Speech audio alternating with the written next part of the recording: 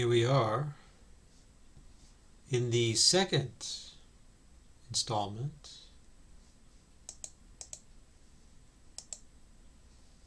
of the lecture series concerning Greek myths and their influence on British and American literature. So today we're going to talk about the classical medieval periods. Obviously, if you saw the last lecture, you'll know I did talk quite a bit about ancient Greek culture, and a bit about ancient Roman culture, and those two cultures would comprise the classical period. But today we'll talk more directly about a few myths, maybe not even a few, maybe just one or two, but we can't cover all the myths because this lecture series would never end, and our goal here is to end the series.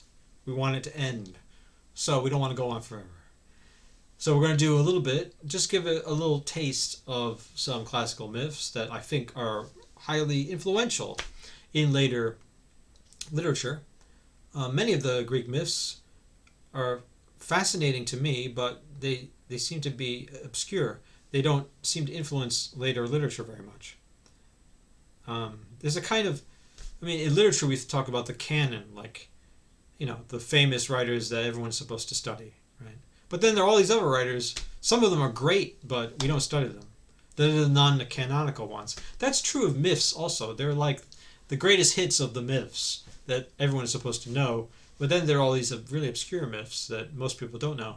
Although sometimes you run into them and you say, wow, that's an interesting story, but I never heard that one before. Anyway, we'll talk about classical and medieval periods. So this is going to deal with hundreds of years of time, okay? Maybe actually more than 1,000 years. Now, the myth I'd like to start out with is one of the earliest myths in the Roman poet Ovid's Metamorphoses. Metamorphoses is a long poem. You could call it an epic, but in its narrative structure, it's very different from the Aeneid or Homer's Iliad and Odyssey. In a way, it's more like a kind of encyclopedia of mythology. And that's often how it was treated in subsequent centuries in Europe. So many of the versions of the Greek myths that we know them from Ovid, the Roman poet's versions of them. The Echo and Narcissus story, for example, I think mostly that comes out of Ovid. Now, Ovid was probably manipulating earlier versions of the story, but his version becomes the canonical version in the Metamorphoses. Metamorphoses means metamorphoses. So most of the stories in the book involve some shape changing. A woman is turned into a tree, for example. And there are very many other kinds of shape changings that go on in the Metamorphoses. But that is the kind of thematic continuity or thread that runs through this very long and miscellaneous book. It doesn't follow one set of characters. Rather, it jumps quite boldly from one group of characters to another, sometimes leaping over vast geographical areas, almost whimsically, according to the poet's desire to give stories. But what gives some continuity to this enormously diverse text is the notion of metamorphosis, or changing, or transformation. Physical transformation, but there are also metaphorical versions of the metamorphosis, right?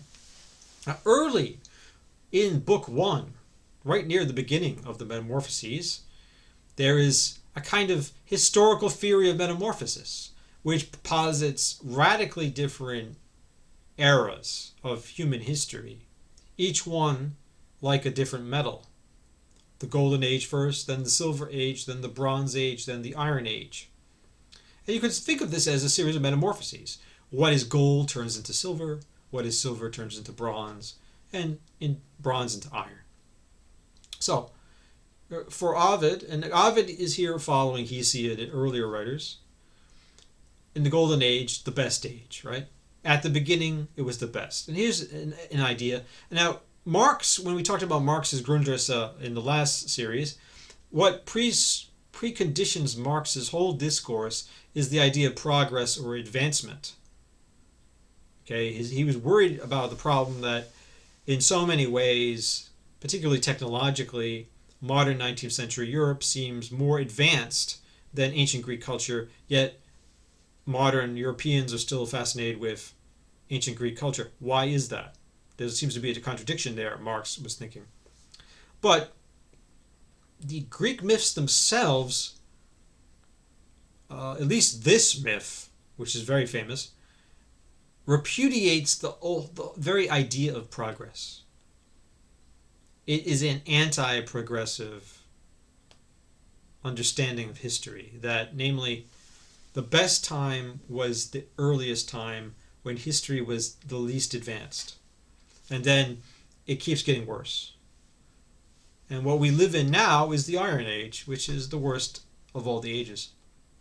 And there's no hope here that a new age is going to happen, that we're going to enter into the Platinum Age and it'll be better than the Gold. And there's also no hope that, at least no explicitly stated hope, that somehow we're going to go cyclically back into the Golden Age and the Golden Age will return. That doesn't seem to be in the offing here. So you have a kind of anti-progressive view of history. Best time was the first time, and it's all been degenerating since then. So you might wonder, whose idea of history is better or more sustainable? Is it Marx's progressive view or Ovid's mythological theory of degeneration? Golden Age. What was so great about it? Well, there was no war, no agriculture, endless spring. There were no seasons, or it was just spring forever, right? And people didn't grow food, they didn't hunt, they were vegetarians, but they didn't need to because nature was lavishing them with all these nutritious and tasty gifts. Sometimes rivers of milk flowed, sometimes streams of nectar, and golden honey trickled from the green holm oak. Silver Age. Well, things get worse. How do they get worse? First, the spring contracts and the cycle of seasons begins. So now suddenly people have to worry about the cold of winter. They got to worry about the heat, the excessive heat of summer. And you have change now. In Golden Age, it was stability. Now you have change. People start living in houses. So technology begins to develop. And agriculture begins, tilling the soil. When Saturn was banished to gloomy Tartarus and Jupiter ruled the world, then came the people of the age of silver that is inferior to gold, more valuable than yellow bronze. This is an interesting idea. We'll see this, I believe, at the next lecture. This idea will come up again, that Saturn, who is in some ways a horrible god, look what he did to his own father and what he did to his own children. But nonetheless, Saturn is associated with the Golden Age. He was the king of the gods in the Golden Age. And Zeus, or Jupiter, is associated with all the bad ages after the Golden Age. So in a way, in one hand, Saturn is a horrible god. On the other hand, Saturn is the good god, at least better than Zeus. Bronze Age. Third came the people of the Bronze Age, with fiercer natures, readier to indulge in savage warfare, but not yet vicious. So suddenly we have Bronze Age people who are violent, but they're still virtuous. But they're aggressive and warfare has begun. So life is worse. Then, of course, the worst one of all, Iron Age. At that point, everything is screwed up. And notice the very things that Marx cites as signs of cultural advancement, namely technological advancement, are for Ovid precisely the signs of degeneration, moral and cultural degeneration. Iron Age is the worst age. He associates it with the beginning of mining and shipbuilding. He even thinks of ships as harming the water. And certainly cutting down trees to build ships harms trees, right? So suddenly we get a kind of ecological devastation incurred by humans and their greed. Immediately, every kind of wickedness erupted into this age of baser natures. Truth, shame, and honor vanished. In their place were fraud, deceit, and trickery, violence, and pernicious desires. Piety was dead, and Virgin Astrea, last of all the immortals to depart, herself abandoned the blood-drenched earth. So the story of the ages of mankind, or humanity, which began so cheerfully with rivers of nectar flowing and honey just dripping down the oak trees. You don't even have to get stung by a bee. You just stand underneath an oak tree and just open your mouth. This almost silly fantasy has quickly modulated into moral depravity and bloodshed and the blood-drenched earth. The gods have given up on humanity, have given up on the earth. Astrea, the last of the gods, has left, Ovid says. Now, Hesiod, the earlier Greek poet, gives a similar story in his poem Works and Days. But when earth had covered this generation also, Zeus, the son of Kronos would be the equivalent of Saturn, okay, in Ovid's myth. Zeus, the son of Kronos, made yet another, the fourth, upon the fruitful earth, which was nobler and more righteous, a godlike race of hero men who were called demigods, the race before our own. So in Hesiod, there's this kind of complication of the myth. You have Golden Age, Silver Age, Bronze Age, I think, and then you have the Age of the Heroes, which is right before the Iron Age, which is a kind of complication because in some ways the Age of the Heroes would seem to be better than the Age of the Bronze Age, right? This is this minor blip, this bubble of difference in an otherwise clear pattern of degeneration. And the Age of the Heroes, I think, would correspond to the age of the Homeric sagas about the Trojan War. Namely, the heroes were the people involved in the Trojan War and in similar heroic enterprises like the expedition to find the Golden Fleece, the sailing of the Argo, and things like that. But when the earth had covered this generation, the Bronze Age also, Zeus, the son of Kronos, made yet another, the fourth, upon the fruitful earth, which was nobler and more righteous, a godlike race of hero men. Remember, people like Achilles actually are partly derived from gods, right? His mother was a goddess. And many of the other heroes in Homer's epics are descended from one god or another, maybe going back a few generations. The race before our own, throughout the boundless earth. Grim war and dread battle destroyed a part of them, some in the land of Cadmus at seven-gated Thebes. So, there was a big war in Thebes. Thebes is perhaps best known now for the story of Oedipus. But before that, there was a big war, which was itself the subject of epic poems. There's a usually unread Latin epic by Statius called the Thebaid, which talks about this long war. Actually, that was very influential in the Middle Ages, although almost nobody reads it now. And there were actually Greek tragedies about the wars. I think Aeschylus has one about the war at Thebes. And Ovid, in I think book 3 of the Metamorphoses, tells us a series of stories about Thebes, this doomed, tragic city, and one catastrophe after the other, including this war.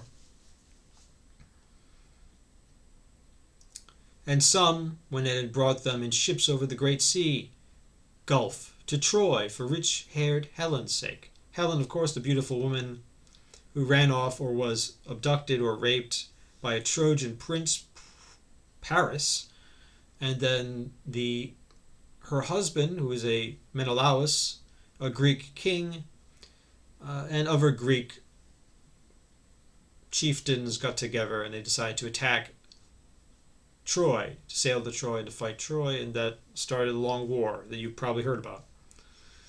There's death's end enshrouded a part of them. So a lot of them died at Troy. Achilles died. Sorry to give away the plot. It's a spoiler. But Achilles dies, not in the Iliad, but according to the myths, he dies. And many other great warriors or heroes of the Age of the Heroes died in these wars, right? But to the others, Father Zeus, the son of Cronos, gave a living and an abode apart from men, and made them dwell at the ends of the earth. Oh, good for them. Now let's talk a little bit about history, right? History and Greek myth. What about it? Well, Ovid, a Roman poet, was writing hundreds of years after the Greek poet Hesiod, traditionally believed to be a contemporary of Homer.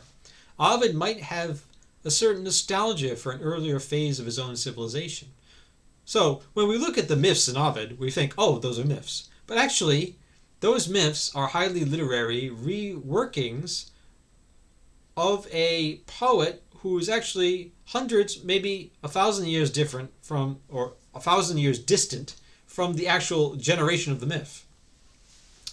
And indeed, Ovid is looking back on Greek myths in a way that's not entirely dissimilar to the way that Marx looks back at Greek myths. So we look back at Greek myths, we think, oh, they're all Greek myths. But within Greek myths, you have various layers of, or strata of historical retrospection.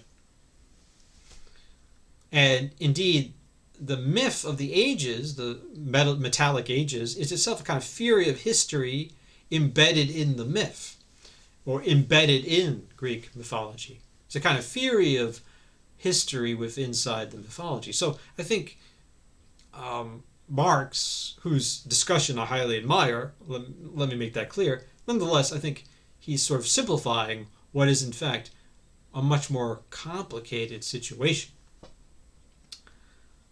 Ovid might have a certain nostalgia for an earlier phase of his own civilization, but for both Hesiod and Ovid, the age of the myths was not their own age. Their relation to their own myths is one of nostalgia. So, in a way, did the Greeks believe their own myths? Well, were the Greek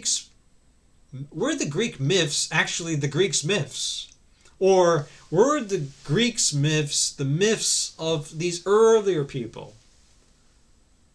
whom the poets are looking back on with a certain distance, and maybe even a certain alienation, a kind of alienation that might not be entirely different from the alienation Marx feels, the separation Marx feels between himself and Greek culture. Indeed, Hesiod prefigures Marx in imagining the people of the Silver Age as childish idiots. A child was brought up at his good mother's side 100 years, an utter simpleton, playing childishly in his own home. So this idea that Marx thinks of Greek culture as the childhood of humanity, but the Greeks themselves imagined earlier superior culture, the Silver Age, as being the age of a kind of childish people who maybe would take 100 years to grow up and they would still be children. But Hesiod doesn't seem to be condemning them for being childish, because that was probably a good thing, right? Because the Silver Age was much better than the Bronze Age and the Iron Age, right? Just as Marx is not condemning Greek culture by associating it with the child. Homer. Well, we should say some more about Homer, I think. Homer, in quotation marks, was almost certainly not an individual person. The Iliad and the Odyssey, his epic poems, or the poems attributed to him, were probably the collective work of illiterate bards who composed the poems orally, perhaps over a period of decades or centuries. Once written down, however, the Homeric epics function as the prototype for European literary genius. This is Marx's idea, although obviously it's not only Marx's idea, and I'm sure actually many anti-Marxist conservatives would agree with Marx about this. It serves as the prototype for European literary genius. Now, maybe it shouldn't. Maybe that is something modern people should avoid. And many important modern works try to cut away from the classical past and mythology. But there's this idea that, that was the prototype of literary genius, which is paradoxical because usually we think of literary genius as an individual, right? The great writer doing his or her great writing by him or herself, because this is a special talent, right, that needs to be privately developed. Actually, the Homeric poems, paradoxically, were almost certainly not individual products, but collective products. And maybe, paradoxically, our ideas of literary genius, or at least the ideas coming out of European Romanticism about literary genius, are actually, although they're highly bourgeois and individualistic, they have this utopian element because what they're trying to do is, through the means of the individual, re-establish the kind of collective culture that apparently was possible in Homeric times. The Italian writer, 20th century Italian writer Colasso, who wrote some very interesting books about mythology. He has one about Greek mythology called the Marriage of Cadmus and Harmony. And the one I find even more interesting is the one he did about ancient Indian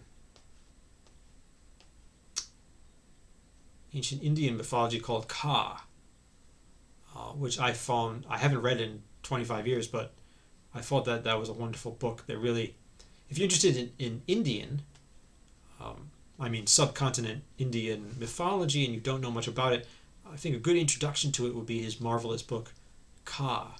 But he says something about the Iliad.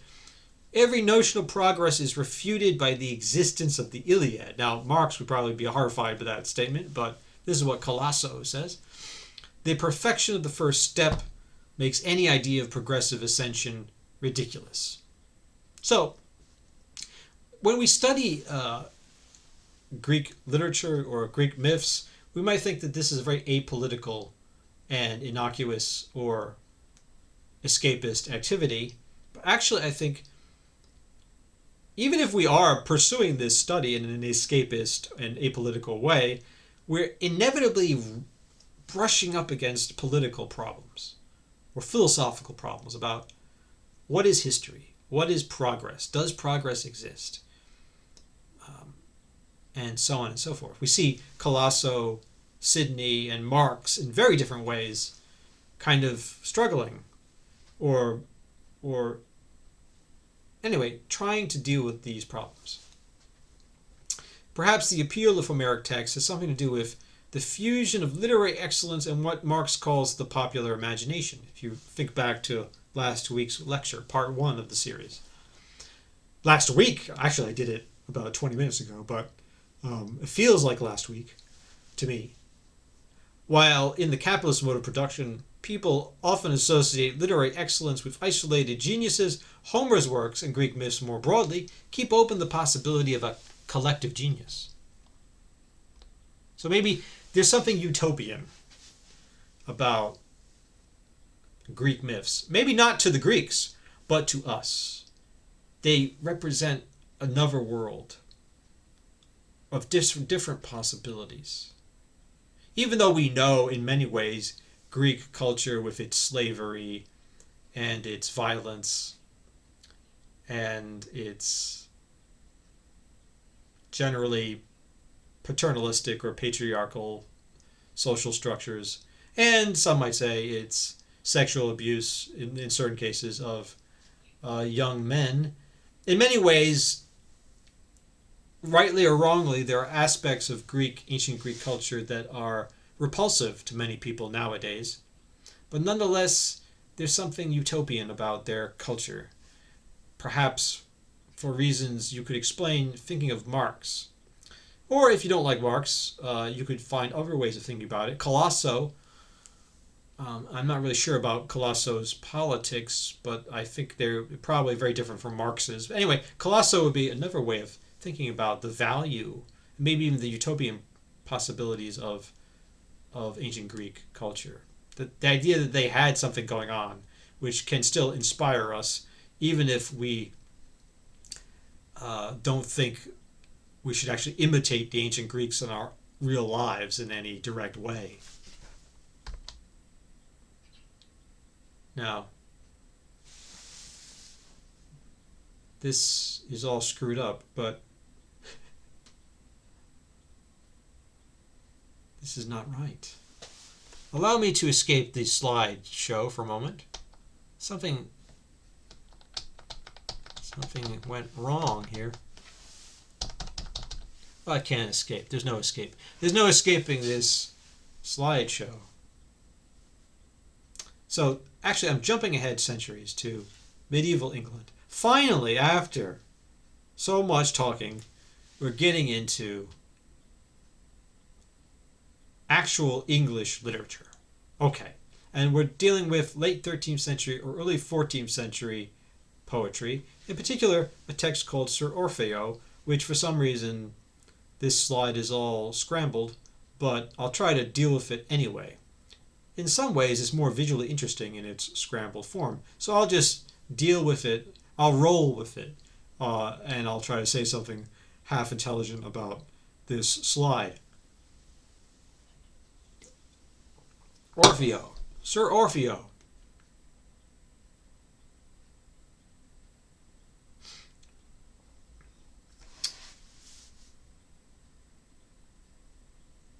I can't even read this. Well, because everything is all the lines are jumbled. I don't know how that happened.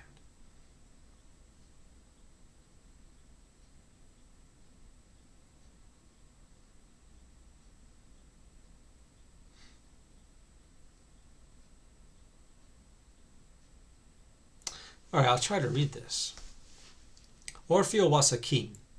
This is in Middle English, by the way. That some team were as gods I hold in England and Heichlording. For aventures that I did and told, a stalwart man and hardy bow. This king sojourned in Thracians. Well, I'm mixing up the lines. I don't know. Anyway, it's a story about a king, an English king, named Orfeo, who was descended from King Pluto, and his mother was King Juno. Well, that's weird. His mother was a king? This king went to Thrace, part of Greece.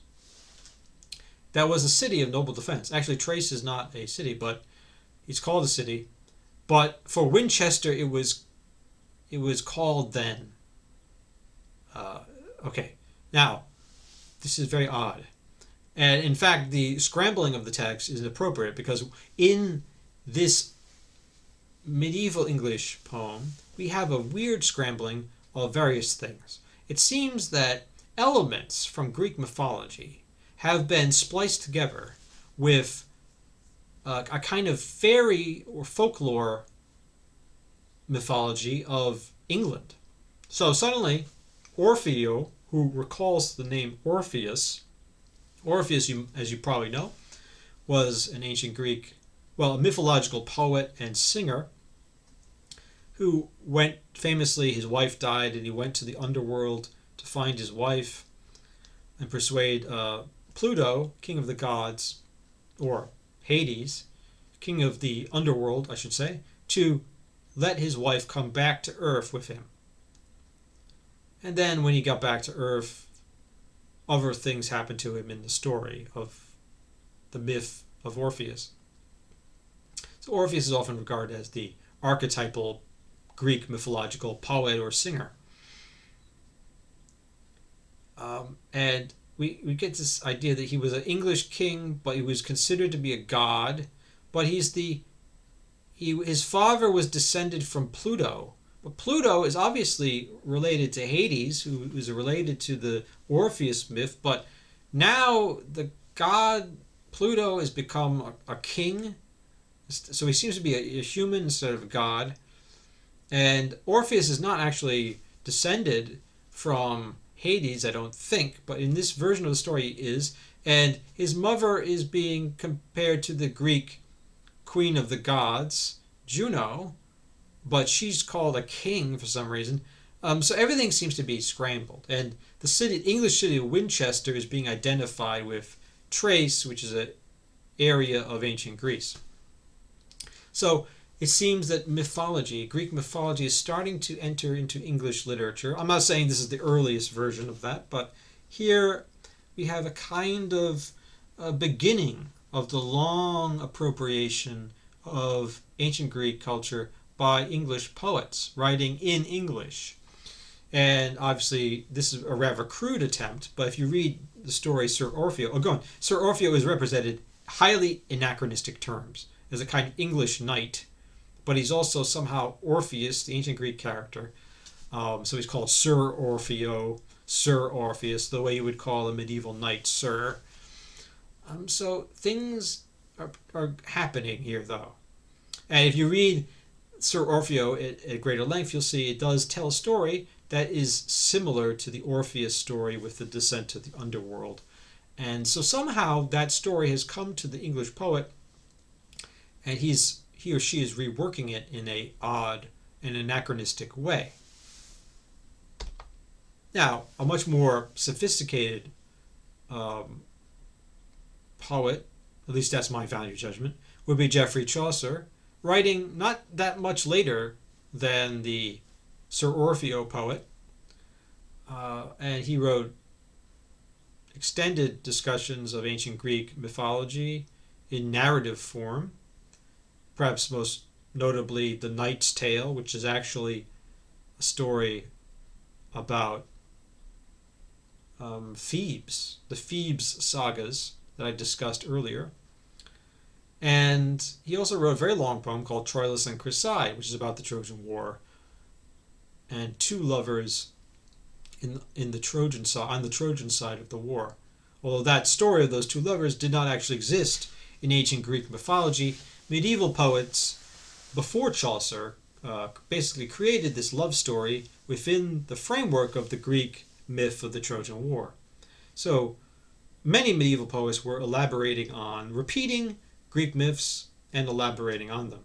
Although almost none of them could read Greek, so they're mostly relying on Roman versions of the stories. Now, Chaucer has a poem that I particularly like. It's a short poem, relatively short, which is basically a version of Ovid's Ages of Mankind story. This is the former age, and I'll just read to you in Middle English the last stanza of the former age. It was not Jupiter the Thalicerus that first was father of delicacy, cum in this world, ne nembrot deserus Torinen ad not madis turis here.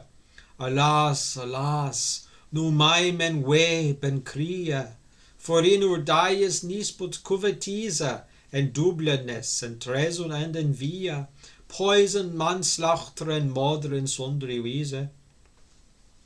This is a very grim ending, which I like. This is the end of the poem, okay? So there's no hope and there's no mitigation of its utter negativity. He's quite uncompromising in this poem in giving you negativity, which I find quite refreshing. Now, we start off with the idea that Jupiter, he's describing the former age, which basically means the golden age. And at the end of the poem, which is this part, after describing all that golden age stuff, he's going to tell us what is it like now. We are now in the age of Jupiter, the lecherous. Jupiter, of course, was a serial rapist. You can see that in many of the myths. The evidence of that is all over the place in Ovid's Metamorphoses. Well, we didn't have to worry about Jupiter back then. He was the father of delicacy, of this sinful luxury. That didn't happen yet, though, in the Golden Age, nor did we have to worry about Nimrod. Now, who is Nimrod, you might wonder? Nimrod apparently means Nimrod, the hunter, the famous hunter king of the Jewish scriptures, book of Genesis, who is associated with the Tower of Babel and this impious desire to construct a tower that would rise into heaven. But that didn't happen yet either. I point this out to you because I find it an ingenious splicing together of two different mythological systems. One, the Greek myth system, where you have people like Saturn and Jupiter, right? And then people, gods, right? And then you have the Jewish or biblical mythology with characters like God or Yahweh, if you want to call him Yahweh, and Adam and Eve and Cain and Abel and Nimrod and Moses and so on and so forth, right? So that's a mythological system right there. And Chaucer, a medieval Christian poet, is kind of fusing them together. And I find that interesting. Now you might wonder, when we discuss Greek myths in this series, well, why Greek myths? Why not biblical myths? Why not ancient Indian myths, either of the Indian subcontinent or Native American myths? There are so many. And African myths. Why Egyptian myths? All kinds of myths we could be talking about. East Asian myths of various kinds. Why Greek? Well, in English and American literature, usually if they talk about myths, it's Greek myths, but you have these moments where different mythological systems seem to be overlapping or even in some cases colliding against each other, and that I find very interesting. But for Chaucer, the point of this is it doesn't matter so much because the result is horrible. The end result is horrible. What do we have nowadays? Doubleness, deceptfulness. Treason, yes. Envy, oh yes. Poison, manslaughter, and various kinds of murder. And let me tell you, I think it's true. We have a lot of that stuff. Some of it I've experienced myself. Not so much the poison, but some of the other things. All right, let's go on. Oh, we're at the end. So this is the end of yet another of our lectures. This was surprisingly short, and I'm very pleased I could get this one over with. And it's so briskly, right? So here's the works cited, and you might want to read some of these works on your own. So maybe I'll see some of you in the next installment.